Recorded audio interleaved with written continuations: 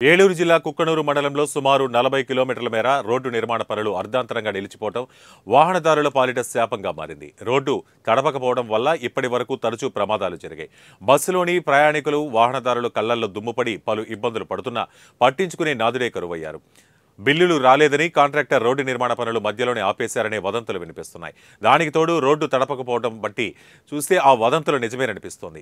నిత్యం రద్దీగా ఉండే రోడ్డుపై దుమ్ము లేచి వాహనాలు ప్రమాదాలకు గురవుతున్నాయి. ఇప్పటికైనా సంబంధిత ఉన్నతాధికారులు స్పందించాలని మండల ప్రజలు కోరుతున్నారు.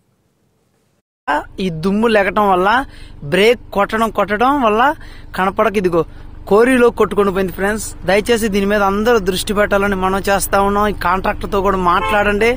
చాలా అంటే చాలా ఇబ్బంది అవుతుంది. కనీసం రోడ్డు వేశారు కానీ ఇంతవరకు ఒక్కడ కూడా తడిపినటువంటి దాఖలాలు లేవు. ఫ్రెండ్స్, వాటర్ కూడా కనీసం తడపడానికి కూడా ఎవ్వరు కూడా ముందుకు రావట్లేదు. చూడండి ఎంత ప్రమాదం తప్పిందో. కొంచెం అయితే ట్రాక్టర్ డ్రైవరే మరణించేటటువంటి పరిస్థితి వచ్చింది. నిష్కారంగా చూడండి ఫ్రెండ్, ఇప్పుడు రోడ్డు మధ్యలో ఉంది ట్రాక్టర్ కూడా.